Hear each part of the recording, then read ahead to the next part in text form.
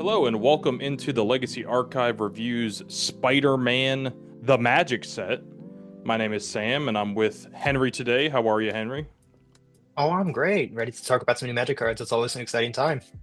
And we here on the archive choose to be optimistic about Magic. We're not going to crap on this set and talk about how it's not the most Magic feeling set of all time or that it was rushed or anything like that. But Hey, man, you are got new you cards. I don't have to love what the art's on them, but I gotta like the new cards. That's my opinion right now. So Yeah, I mean, looking through this spoiler, we're not really seeing anything too monumental that's really jumping out to us. I mean, there's a few really good role players going on here, but I think Edge of Eternity's really surprised us. I mean, you and I have been playing a lot of leagues. We've been seeing a lot of cards that we were talking about that have popped up that people weren't expecting. So, I you think know, that maybe one's aged really well. yeah, maybe the same thing we'll see here. Actually, do you know if MTGO was? I guess MTGO was also doing the through the Omen Paths thing, right? They are, yes. So No all digital client will have the Spider-Man IP. yeah, so all you Mitgo gamers, maybe we should be maybe I should put both on screen so people recognize what they're looking for.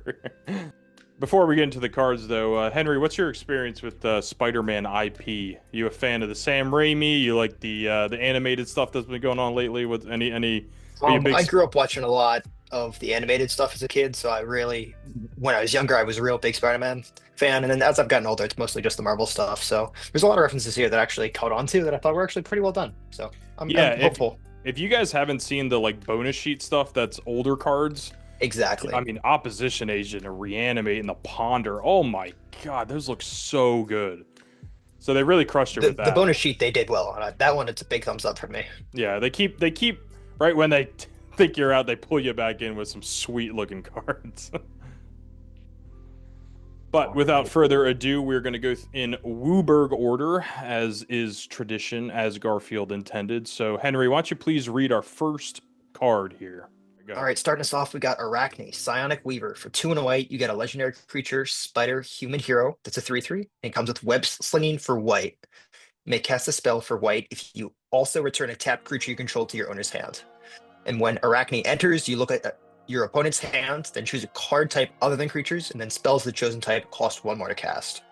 So what I'm really thinking here is we're hoping to get this down on two and just pick the best card type in your opponent's hand and really just more or less time walk them for a turn or two. It doesn't matter what the matchup is. It's either a creature matchup, it's like Dimir where they have a lot of instant sorceries they're trying to cast, their cantrips to smooth out their hand, or if they're looking more creature in lands where they got all their Elvish flavors and all that. It's just a very efficient way to just Oh, well, slow your opponent down. it's card type other than Oh creature. So yeah, other than we're oh my trying to god. stop the unfair stuff with this. I think my first yeah, I think Reanimator, at default you can just hit instant sorcery. I mean, that's most of Legacy. You're gonna hit the cantrips and stuff, and it'd be very annoying, much like a Thalia would be.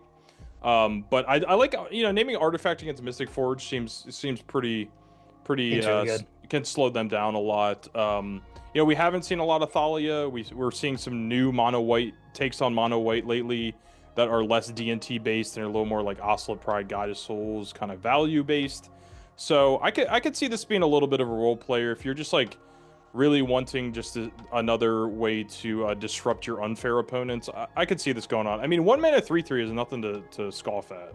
But yeah, I mean, what I would love to see about this card is like what are we returning? I don't think that's the most important thing. I think a 1 mana 3/3 that stops your unfair opponent from absolutely destroying you is really nice. I mean, the 3 damage and the pressure and in combination with the disruption, you have to respect that. That really is not nothing. But I would like to play it in a deck where I'm going to get some value. I mean, maybe something like Witch Enchanter is really nice to return. A Orcish Bowmaster, pretty nice to return. So I can see the value there, and even though it kind of looks dorky on when you're just reading the stats. There's a lot of things combined to make this card look pretty appealing to me.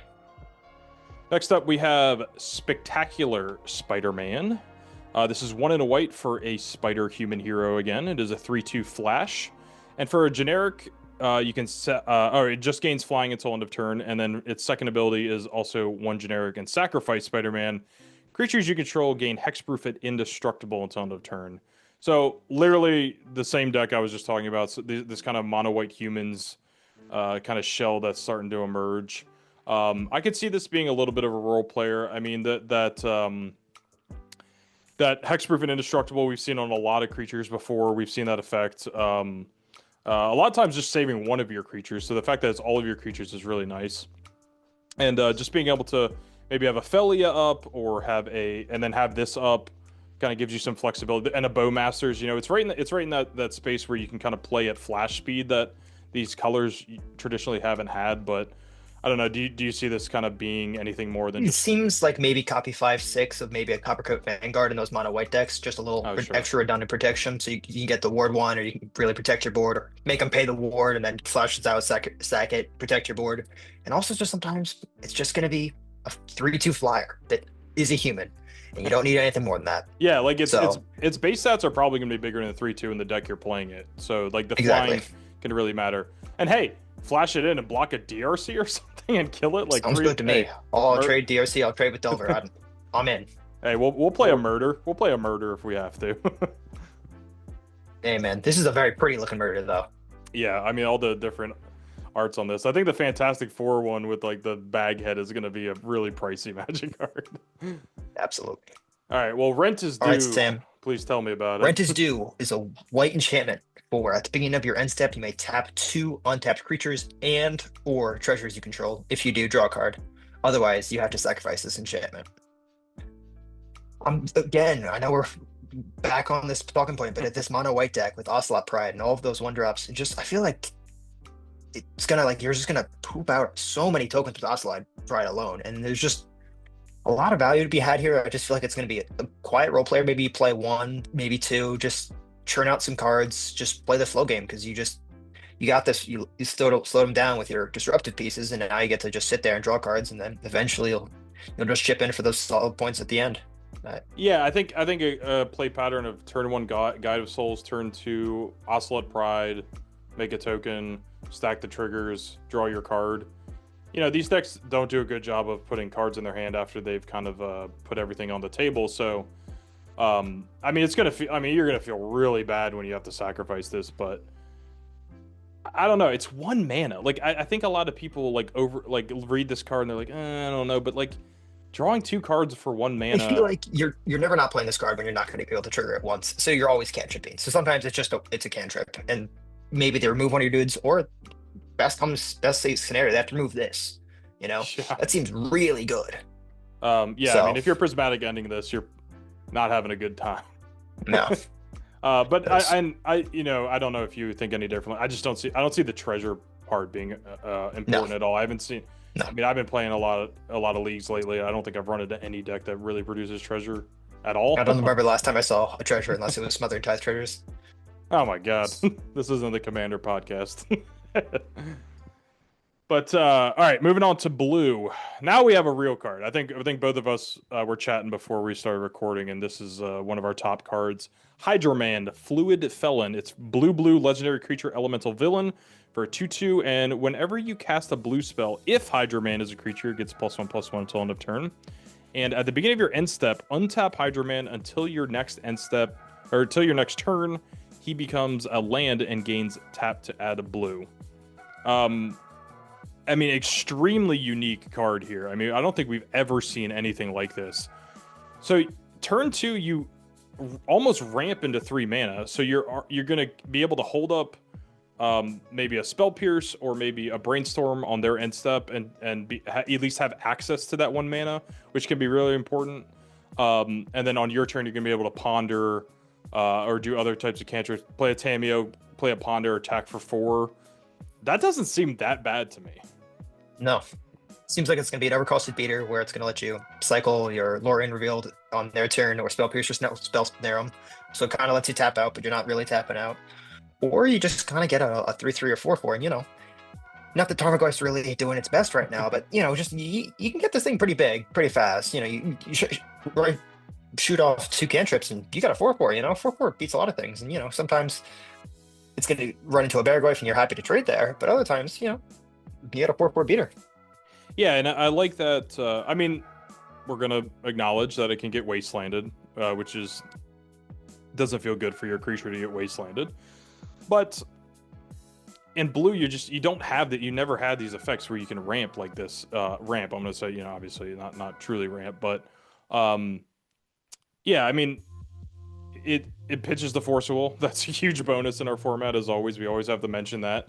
So yeah, I mean, if you're looking for if you're really heavy blue base, I mean, the mono blue Delver decks are around. You can never count out good old mono blue in the format. So I think this is like a really unique threat that maybe a deck that hasn't gotten a lot of support in a while is able to play a new threat like this. All right, moving on here. We got Norman Osborn. So for one, gave blue, you the card to read. You got to read all this. Oh, we got to read it here, folks. It's a legendary creature, human scientist villain. Norman Osborn can't be blocked, and whenever it deals combat damage to a player, he connives, and he starts as a 1/1. And then for 1 and a Grixis mana, you transform Norman Osborn, and you can only do that as a sorcery. And then he turns into a goblin human villain, the Green Goblin, to 3/3 with Flying and Menace. Spells you cast from your graveyard cost 2 less to cast, and then each non-land card in your graveyard has Mayhem. The Mayhem cost is equal to its mana cost. The Mayhem is a brand new mechanic for the set. You can cast a card from your graveyard for its Mayhem cost if you discarded it this turn, and timing rules still apply. So it's a madness where it doesn't go into the exile zone. It's still in your graveyard, is more or less the way to think of Mayhem. So on the front side, you got a conniving 1/1 that's gonna loot you 1 or 2 cards, and look, sometimes that's Looter Cores are a very respectable Magic card. Until you run into Orcish Bowmasters. But I think there's enough upside just on the front half of this card where if you connive once or twice, and eventually you flip it over, and you got a 3/3 Flying Menace. And well, I was going to ask you. I'm pretty sure this is one of the transforms that is going to keep its counters if you transform it. So that there is some potential there. But the reason I wanted to put this on the list is that I think this can go into a very specific like Storm type of build, to where you play this on 2, maybe you have it attack for a turn or 2 and just get a little bit of value going, maybe discard your Echo of Eons to be cast for 1 mana from the backside on Green Goblin. And yeah, I just think, I think this card has a very small chance of honestly seeing play, but it's just so unique. It's got a lot going for it. But we've seen in the past, I mean, I was telling you too, that like there's this Final Fantasy card we talked about, this Grixis Legend, that you could cast cards from your graveyard if you had 14 or more cards in it or something. And this kind of feels like that to me a little bit, where it's just like a little bit too much setup to really pop off, to where, your Storm deck doesn't really need that. But really unique card that has, some really unique words on it, some really powerful words on it, but not going to spend too much time on it. Just wanted to mention that this card, has a huge ceiling, and maybe its floor is just a little too low. Next up, we have, by the way, another legend. Karakas is already seeing it. I don't know anyone else in the leagues. I know you and I have both run into so many. I feel like Karakas is like the card right now. Absolutely everywhere. It doesn't feel like it's a one of anymore in any of these white decks. I just feel like every matchup I just run into it if they're playing white. Yeah, you gotta bounce that Tamiyo. Gotta bounce that Tamiyo. You have to. It's just not optional. Gotta bounce that Atraxa. Like it really, Karakas' stock has gone way up in the last few months. But we got Lady Octopus, Inspired Inventor. This is actually gonna be my next commander deck, but we'll talk about Legacy right now. For a single blue, it's an 0/2 human scientist villain. Whenever you draw your first or second card each turn, put an Ingenuity counter on Lady Octopus, and you may cast artifact spells from your hand with mana value less than or equal to the number of Ingenuity counters on Lady Octopus without paying this mana cost. I mean, the Ring is obviously the card we really want to cast off of this. That's my number one. But looking at kind of the mana curve here, your ones are going to be a lot of your Urza Saga targets. So it's one is like it's going to be there, but not always there. 2, I see, that's Painter mana. That's Grim Monolith mana. I don't know if you want to be in some weird blue Mystic Forge kind of deck. I know there were some Coveted Jewel kind of versions of Mystic Forge running around last year. But with a Brainstorm on their turn, you've put 2 counters on it. On your turn, you get your 3rd counter, and maybe you ponder or something, and you get to cast the artifact. This isn't just put it in play, so you do get the ring trigger. So I don't know if you have any more thoughts on this one, but this card is just—it's 1 mana, dude. It cheat on so much mana. The 1 mana and the fact that it says first or second, so you can trigger it twice in a turn. Yeah, is the craziest thing. You play it on turn 1, and then if it can trip on your turn 2, then you already have two counters on it. Or if you cast a brainstorm on their turn, you're gonna have 2 more counters on it. Like, this thing's gonna get to 4 very, very fast. And I think this is gonna lead to faster 1-rings than we've already seen. And sometimes it's just gonna be a mana dork that comes down on 1 and puts down your 1 mana thing, so you can maybe get to Mox Opal and have Metalcraft. Sometimes it's just a mana dork, and sometimes it's the 1-ring, and it's good for you either way. And I'm assuming that this is a trigger that goes on the stack for its first ability, right? Yes. So if you have a Mox Opal or Mistress Bauble, something like that, maybe you can even tap it and cast that with that trigger on the stack. So it's really tricky. I think this card is like extremely unique. I've never. I mean, this is like Aether Vial in some sense. It's like a really expedited Aether Vial. Man, putting in Chalice of the Void on this thing's gonna be mean. Yeah, for 0 though. I mean, it'd be a specific scenario, but I like Lady Octopus a lot. The 2nd toughness, huge for this card. Absolutely. Okay, next card we got up here, Spider Sense, 1 and a blue for an instant with web slinging for just a blue mana, and then it's counter target instant spell, sorcery spell, or triggered ability. So this is half a stifle, and then you get Muddle the Mixture, but you can also just unsummon a creature you control to get it back. I mean, what? I think Dispel is like kind of on the fringes of being a playable Magic card. I know it's 2025 and we wouldn't look at that card anymore, but like it still does a job. It's closer than you really think it is, and Dispel only hits instants. This gets sorceries. This does. Hey man, sometimes you just gotta have a 2-mana counter spell. You just have counter spell, and this also is going to stop triggered abilities. Stopping the 1-ring the turn you need it to, like the triggered ability from 1-ring, either the protection or the card draw. No, card draw is activated. But still, like this is, I mean, stopping the protection from the ring is a huge thing. But like what you just said is actually a great point. This is the same mana cost as Counterspell, and I know we're not playing Counterspell right now, but the flexibility around this card is a lot. Like, oh, if your Counterspell is dead in your hand, well, you can still get really tricky with that triggered ability. You can stop, the Orcish Bowmaster ETB. You can stop the one Urza Saga getting the tutor. It's like you can kind of just like be really, really smart with this card. This is like an expert level card right here. This card feels like it's going to be very at home in a blue-white Stoneforge deck, where you get to tap, put your artifact in, bounce this, counter something. Ooh. And then just get to your Stoneforge back, or you also get to bet your Cloud back. I feel like that's where it's going to be very, very best for this card. I know. I feel like that's going to be very nice. I hate to tell you, but I don't think Cloud made the cut. I know you're a D&T guy. Oh man, I hate to stop crushing my heart here, Sam. There's a mono white deck that is like all of a sudden taking the world by storm. So you should be very happy. Maybe you just need to pivot a little bit. But I think this is the only web slinging spell. I might be mistaken, but I'm pretty sure this is the only web slinging spell. So I think that's really interesting that they were very cautious with that, because they knew that this could be very, very good. But you can imagine, you're playing Tamiyo, bounce that back to your hand if it's tapped. Stoneforge is a great example. I mean, there's just a million cheap creatures to bounce back, and you can even go super deep. And in these Esper kind of bouncy Felia value decks, there's plenty of stuff to return. So I'm very high on Spider Sense. I think this card is actually going to be around. This might be my number 1 card in the set, like in terms of playability. All right, we got another really tricky instant spell here. This is Hide on the Ceiling. For X and a blue, it's an instant. Exile X target artifacts and/or creatures. Return the exile cards to the battlefield under their opponent's owner's control at the beginning of the next end step. So, Mass Blink, a flexible Mass Blink that also reminds me of March of the Swirling Mist for you former standard players out there. That card was really cool because it would save your own stuff from removal, and then it would also just like take out all of your opponent's blockers when you needed to alpha strike. So Yeah, the fact that it's a delayed blink, I think this is like pretty interesting. What do you think?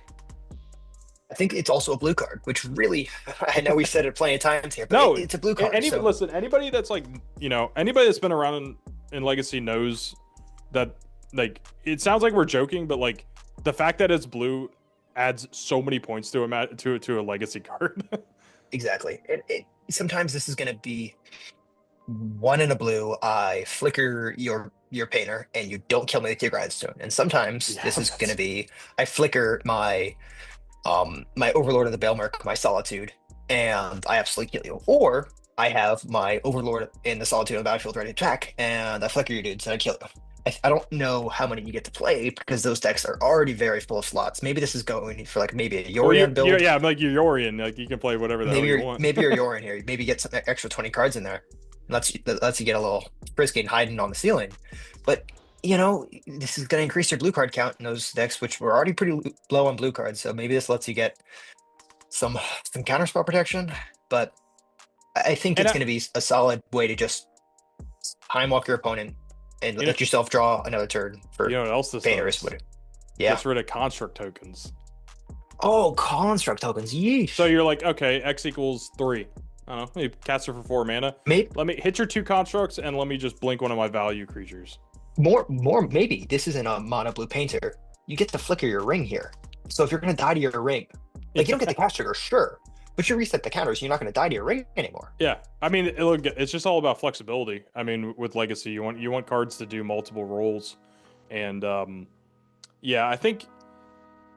In an Ancient Tomb deck, I think that this gains a lot of points. I mean, I don't want to shy away from the fact that this card needs a lot of mana. So if you've ever played against those Yorion Esper decks, they do a good job of delaying the game and getting a ton of mana in play. So like that's definitely where this is probably going to shine the most. So I wouldn't want to play this in like Delver or anything, because something like March of the Swirling Mist already exists. And if they weren't, I mean, this does something slightly different, but if in Delver, you would probably want to play something like March a little bit more than this if you were to play that, and that card's never seen play. So yeah, this card is going to need a lot of tweaking, but if you're playing in a league online and your opponent does this to you, you're going to probably be very impressed. Feel it. Yeah, you're really going to feel it. My last closing thought is also you get to flicker your Grim Monolith here. Oh god, yeah. Woo. Like maybe this isn't like those like the mono blue Mystic Forge decks. I don't hate that. I don't hate that at all. I don't hate that either. You can save your Glaring Fleshraker. I mean, that thing's a freaking lightning rod for removal. Glaring Fleshraker. Blink your Grim Monolith. Maybe you don't need to target anything else. Blink your Grim Monolith. Blink your Glaring Fleshraker that just got targeted, and then untap and you win. Like, pretty good. seems good to me. Yeah, yeah. This card's gonna be like. The application of this card is gonna blow people's minds, I think, but. I don't want to overstate it. I think it's still it's still going to be a kind of even in those Yorion decks, it's not going to be some kind of 3 or 4 of. It's still going to be a role player, but I think it's something we've never really seen with this much flexibility. So I would definitely keep an eye on it. And I know some other people have been talking about this card, so I think it's on a lot of people's radar. All right, I think I'm up. We're moving on to red. And I don't know if anyone noticed, but no black cards. No black cards on our list. We decided not to talk about the Bolas Citadel creature because it's not that good. And the other one was the double Gonti creature I thought was interesting. But, 5 mana black creatures are not where we're at these days. But unless we got paying 1 mana for them. Yeah, exactly. Spider Punk is our next card. For 1 and a red, a legendary creature. Spider Human Hero for a 2/1. It has Riot, if anyone remembers the third time we were in Ravnica, I believe this was at. This creature enters with your choice of a +1/+1 counter or haste. So you can either be a 3/2 or a 2/1 with haste. Other spiders you control have Riot. Probably not going to come up, but spells and abilities can't be countered. Damage can't be prevented. Those lines for 2 mana, you gotta respect that. I mean, say hello to the One Ring is what this card says. Just say hello to the One Ring. Oh, you're gonna tap out for your One Ring? Well, I got Leaf on board. Good luck, bud. Oh man, you want to counter every single one of my spells?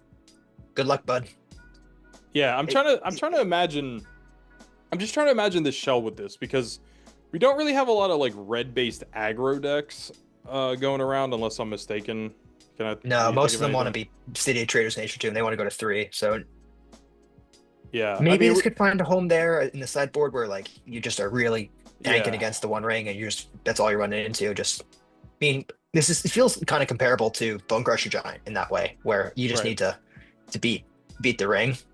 And this also But it feels. also I has the mean, this. upside of just saying you can't force the will my 3 drops or my 4 drops or my 5 drops, my Caves of the Chaos Adventure or you, my Broadside the Bombardiers or Boast. something, right? That's the one. Got Broadside Bombardiers, where you can't counter my game-winning spells, Yeah, or my Pyroglyph. You know, I like that's not horrible.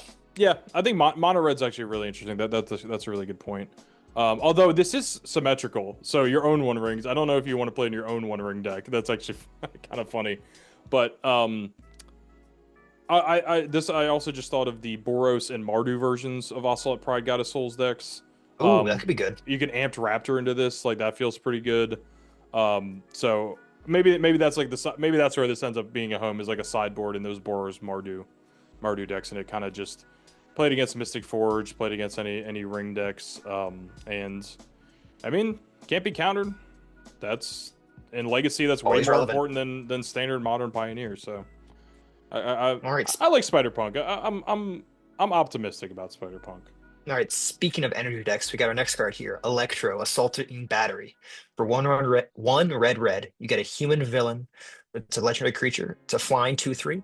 You don't lose unspent red mana as steps and phases end. And whenever you cast an instant or sorcery spell, you add a red mana. Whenever he leaves, you can pay X. When you do, he deals X damage to target player. This is kind of in the Bergie world, but it's also just kind of the fireball. You can either keep hitting them for 2, or eventually they're gonna have to block it or kill spell it, and then you just get to absolutely throw a fireball at their face. And sometimes, we have Ral seen some play in Yeah, I mean, modern, so I feel like I feel like Ruby. Shout out to Tony Scapone. If he ain't playing Ruby Storm, there's not a lot of Ruby Storm players out there. no. But yeah, I think if you're interested in playing Bergie, I'm not really seeing why you wouldn't just replace it with Electro. Maybe I'm missing something on Bergie, but I'm pretty sure Electro is just I a mean, if upgrade there. the backside of Bergie can be played just to really just rip cards Oh, off. sure, yeah. Yeah, But Swords of Plowshare is the most played removal spell. So it is the if this least said battlefield trigger. if this said dies, I don't think I would even have thrown this card because of how low Bergie has been over the years. I feel like Bergie has kind of slowly Sunk and just sunk and seen less sunk. and less play. So I think MH3 might have slammed the door on the needing Bergie to do your thing. But we got crazy amounts of rituals and stuff. So you can even do some weird stuff where you're just kind of hanging out with Electro in a slower matchup, and you're just gaining red mana, gaining red mana, and then if they target it, you can even cast a few rituals in response, like hit them for like 8 or 9. So Sometimes that's all you need to get over the line with Storm. yeah. So I think if you're already interested in Bergie, try Electro. I think it's probably going to perform better and be a little more interesting in some places. But that's it. That's it for old Electro. Next up, our only green card on the list, and it barely made it, but I'm trying to call some fringe players here that you might not be expecting. This one is Sandman, Shifting Scoundrel. For 1 green, it is a legendary creature. Sand Elemental Villain, Star. Its power and toughness are each equal to the number of lands you control. And it's got the Questing Beast attack ability. Can't be blocked by creatures with power 2 or less. And for 3 green, you can return this card and target land card from your graveyard to the battlefield tapped. They were very generous. Thank you, Papa Watsy, to not have this at sorcery speed for once. You can do this at instant speed. And my thought with this is just kind of some kind of land stack. I mean, these Malevolent Rumble, Light from the Loam.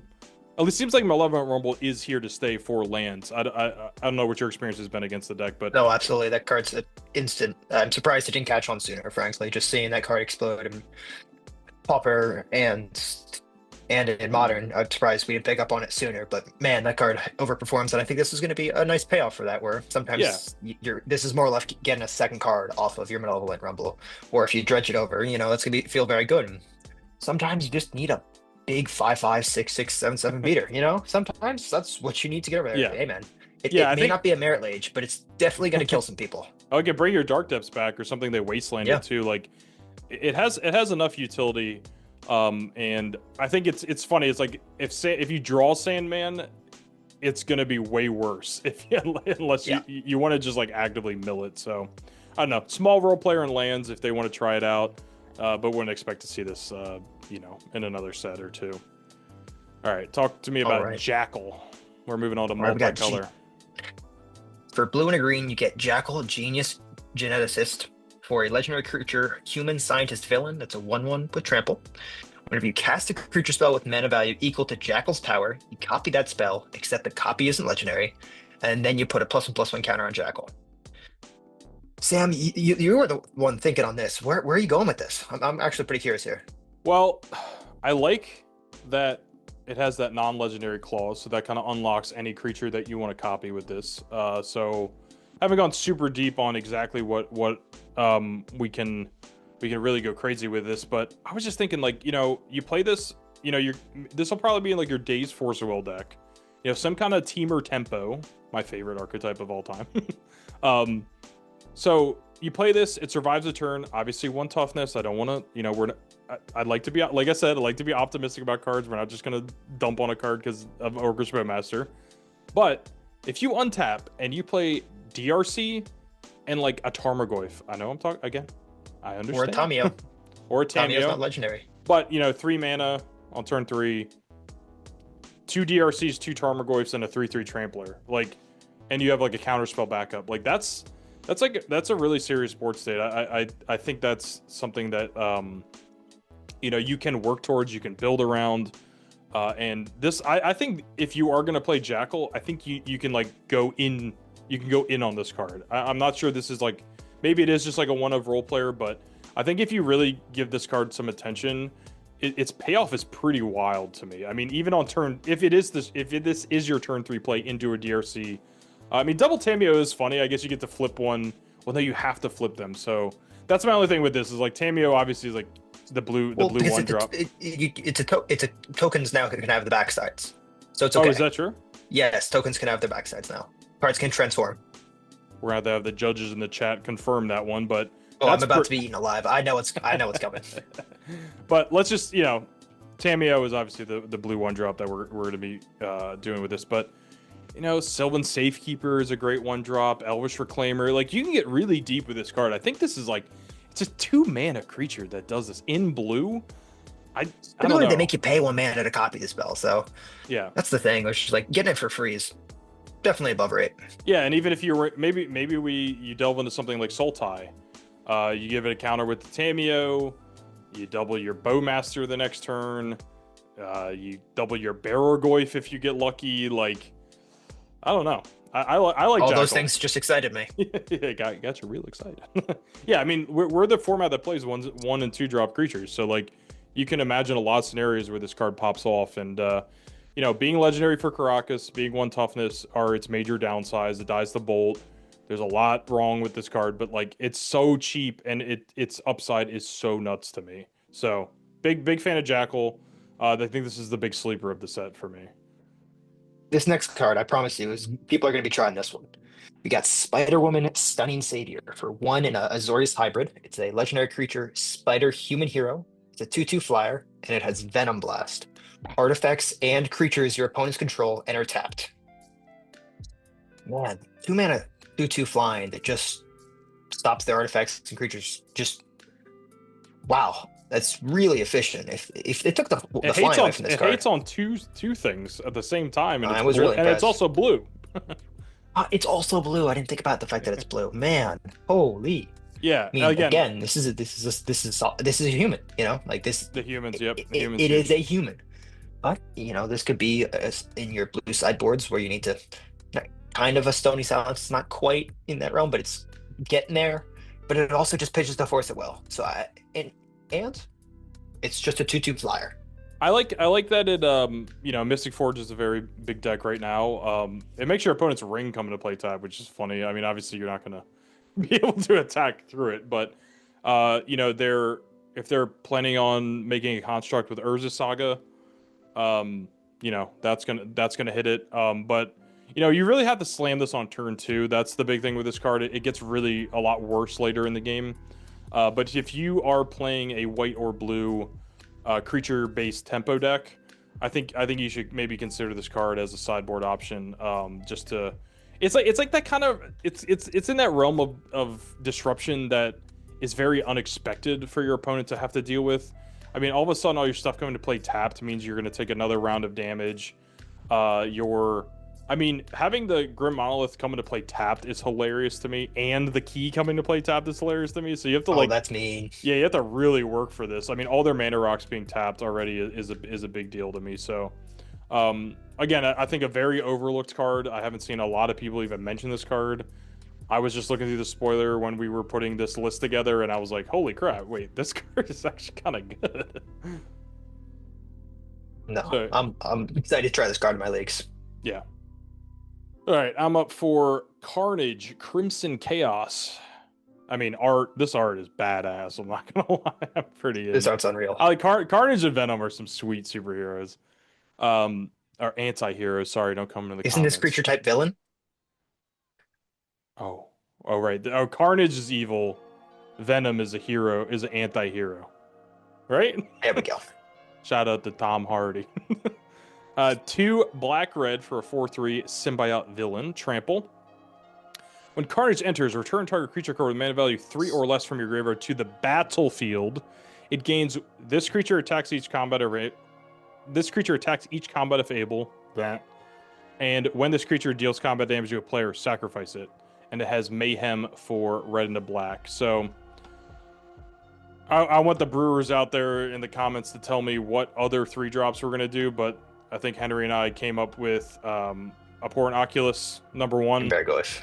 And Bargoyf, number 2. Those are probably your best hits for this card. I like that Bargoyf is actively helping you in maybe future Carnages if something's going on. But just, how do you feel about this clause where they have to attack and then it dies after 1 hit? I think you mind it. You don't really mind it with Bargoyf because you realistically they probably are going to have to block it and trade with the Death Toucher. And also, if they don't, you should replace the card that you already replaced that was already a freebie from Carnage. So I think it doesn't really matter with Bargoyf. I think it's depending on if you hit off your Manifest Dread trigger with Abhorrent Oculus. If you get another creature underneath there, I think that's where it's gonna. Yeah, and I want to also mention, you have to be playing Faithful Suiting or something with this card. You're not just playing this for 4 mana. Like, no, you have to be mayheming it. And we were also discussing. This is like a very modern-y build around because you don't have the same problems we have to deal with in Legacy with the Dazes of the world, the Force of Wills, the Wastelands. Like, your mana is always under attack, the stack is always under attack. Path to Exile just gets rid of whatever you're kind of doing. So Carnage does have a little bit of a downside, but I don't know. It could be one of those cards that gets better with time. As we see some more ridiculous 3-drops coming out. I mean, I don't know. You may hem this back with a Broadside Bombardiers or something, and then you fling Carnage for 6 mana. So that's I don't gonna know. win some games. Yeah, I mean, again, the problem with a card like this is that it like demands you to build a new archetype that isn't currently a deck, and in Legacy that is very hard to pull off without like.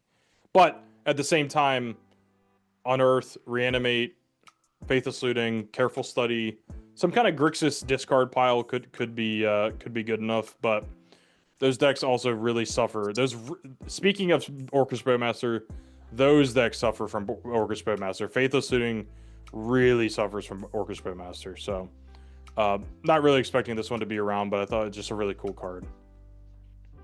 All right, up next here, Sam, we got our obligatory Urza Saga target. We got Peter Parker's camera, and we can all can't go a set. You can't go a set without. Every time I see 1 mana now, my brain is just like Urza Saga. I don't even want to do a set review if there's not an Urza Saga target. So for 1 mana, you get an artifact that enters with 3 film counters on it, and then you can pay 2 mana and tap this artifact. You remove a film counter from this artifact and copy target activated or triggered ability you control. You get to choose new targets for the copy. First two things that come to mind here are copying Karnstructs and copying welder triggers. Or the triggered ability. Those are my two thoughts. Yeah, also the triggered Yeah. ability from Urza Saga. So if you had gotten this one before, just cast it, then the next Cool, I'll one go that get pops off. Mox Opal, float a mana. No, but that's stupid. You're just paying too much mana. But like, I'll get float too the- many well, you bottles. float the I need mana to draw with- some cards. Yeah, you float the mana with Urza Saga. So that's already one of these 2 manas. So it's pretty interesting. I think you can copy your ring, drawing cards with the ring too. Ooh. Which is pretty funny. I mean, I don't know anyone that's played like a Rings of Bright Earth recently or anything. But yeah, I mean, if we wouldn't be talking about this card if you couldn't get it with Urza Saga, and it interacts well with Urza Saga, so it already gains a lot of points there. But it's going to be one of those cards that you really need to play around with or see get played against you to really understand its true impact. But that's also to say that those types of cards do end up seeing a lot of play and stick around for a long time. So if you are a deck that is running, Soul Guy Lantern and Pithing Needle and another Urza Saga target, then you're already in the business for like kind of having these flexible games where you're like, I can get whatever I want for the right opportunity. And this card I think fits well into any deck that has a kind of a nice suite of Urza Saga targets. Choose your own adventure, if you will. All right, next up we have our other artifact on our list. This is a common, okay? Now hear me out on this card. Steel Wrecking Ball. It's 5 mana. And when it enters the battlefield, it deals 5 damage to target creature. But for 1 in a red, you can discard it and destroy target artifact. So I see this exclusively in Goblin Welder Painter decks, because you can get into a situation where pretty early in the game, if you have a Welder out, you can discard this, destroy their Grim Monolith, destroy their Construct token, just get a little bit of value out of it, and then immediately bring it back with the Welder and kill something else. So it's like a nice little 2-for-1 on its own, but it's also fighting in that kind of Chaos Defiler kind of zone where you have this like thing that just blows up something. But the fact that it's flexible and 2 mana and you get to kind of control it from your hand, I think is really interesting for this type of card. I think that the fact that this is also just at worst shatter, I think makes this card pretty exciting. But it's also just an artifact here, so I don't think this you destroys really needed much more. Chalice. This destroys Chalice, which is really nice. She destroys Chalice. That's so good. We cannot. I don't want to get overhyped on this card. It's not like this is a hype card anyway, but it gets stopped by Null Rod, and that's like the biggest crime for this card. Is that like if you're an artifact deck and your opponent brings in their artifact hate, and Null Rod is definitely a card people are looking to play, especially going into Eternal Weekend. This card is gonna feel so bad. Card's gonna sit in your hand and just wait for you to draw your Fable of the Mirror Breaker. Yeah. Be in my graveyard. I don't want you anywhere near me. Yeah. But I wouldn't sleep on this card. I think if Painter players pick this up and started messing around with it, I think they're going to be kind of impressed by its flexibility. And look, Chaos Defiler is amazing. I played Red Painter at Eternal Weekend last year. It was like my favorite card in the deck for sure. But you have to set that card up. You have to go tutor with Goblin Engineer or just cast it for 5 mana. So I like that this card actively puts itself in the graveyard and starts getting it kind of rolling.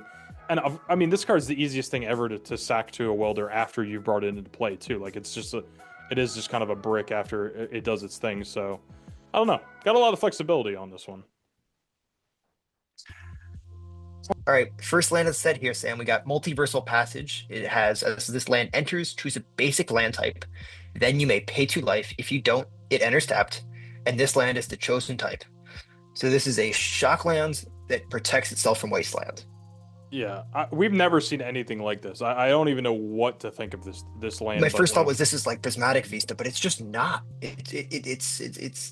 It's very, very, very cool design space. I think they nailed this one, both flavor and playability, where I think this is gonna say, "Hey, Wasteland decks, I'm tired of you dogging on me, but I still need my land to either be blue or red when I need it to." So I think this maybe goes in. This might be a I guess stretch this, here because yeah. Sorry, go ahead. Sorry, but finish. it goes from like maybe like in like blue red like Delver where like they just need sometimes they need red on turn one, sometimes they need blue on turn one, and they don't have a fetch land, and they also don't want to get eaten alive by wasteland. So sometimes you just play one of this and Make it my you're forest safe for my there. questing druid. Yeah, I mean, I've gotten my tropical islands blown up plenty of times, and I'm like, well, questing druid's dead for the rest of yeah. the game. Um, So I just thought, I think something like even Esper Yorion maybe is where this is going to be its best because that deck's very hungry on mana sources, and wants to progress up to 5 mana most games, and so having something safe that can be an island, plains or mount or swamp could be really interesting, but I think this is just one we're gonna have to play with. Like I'm not even I can't even wrap my head around what this is really gonna play out as. I'm putting you on the spot here, but like Blood Moon, are you able to make a basic land, or is this just gonna be a mountain? oh Lord. Because it's as this land enters. I I don't know if believe it that would changed. just be a mountain, and then it would just if it was entered the battlefield as Blood Moon was on the battlefield, it would be a mountain, and if Blood Moon left, it would be a land that doesn't tap for mana. Well, oof, that's rough. Yeah, Again, judges, please check us in the chat.